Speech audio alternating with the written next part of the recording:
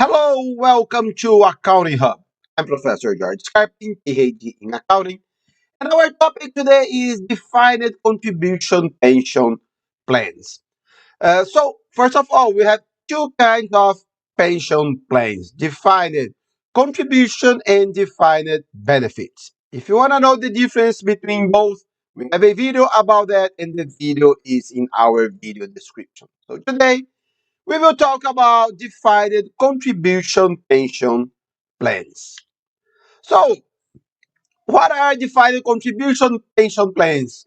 Promise defined periodic contribution to a pension fund without further commitment regarding benefits amount at retirement. So, we have our contribution defined. So our contribution, and usually the employee contributes with part of their salary, and the employer also contributes besides the employee salary. And variations of this plan include money purchase plan. That is, employers contribute a fixed percentage of employees' salary, or thrift plan, savings plan, and here in the US, a 401k plan that permit voluntary contributions by employees too. And contributory plan, employees make contribution to the plan in addition to employer contributions. Okay? And when plan links the amount of contributions to company performance labels include profit sharing plan, incentive savings plan, for 401k profit sharing plan, and similar titles. Okay? And how do we do that? So let's go to our Excel file, and all our Excel files, they are free to download it, and the link is in our video description. So let's consider here Scarpin Accounting Corporation, my fake company, has a total payroll for the month of January of $120,000 for each 25 employees. Details are provided below. So payroll, income tax, contribution to union, and so on. Here is what we want. Contribution to retirement plan paid by employee and paid by employer. So what do we have here? Journal entries. Uh, Employee salary expense and withholdings.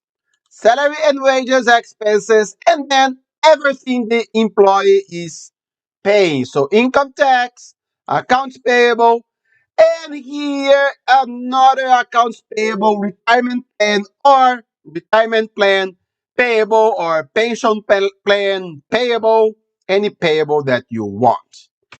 It is the portion that is paid by employee, the $7,000.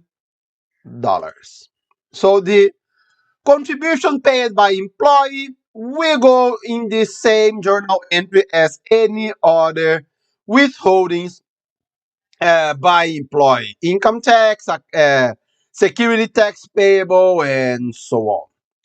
Employer payroll taxes is not our topic today.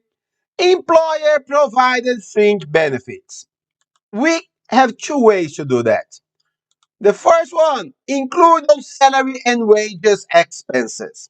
And here we have two benefits: health insurance and contribution to retirement plan. So here we have the $11,000. Or a second way to do that, we don't do it here. So here is only 6,000, and we add a second journal entry.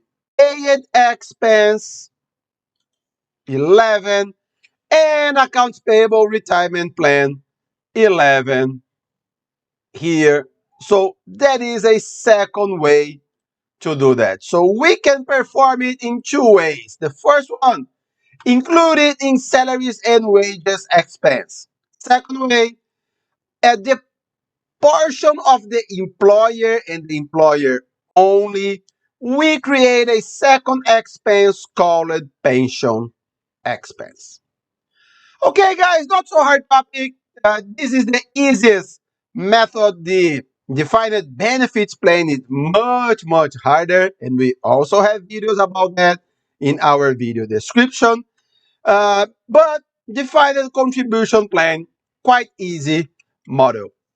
And guys, subscribe our channel. You will be the first one to know when a new video arrives. And there are a lot of new video arriving.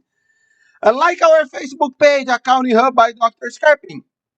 And if you have questions or comments, leave it here or email me at jscarping@gmail.com.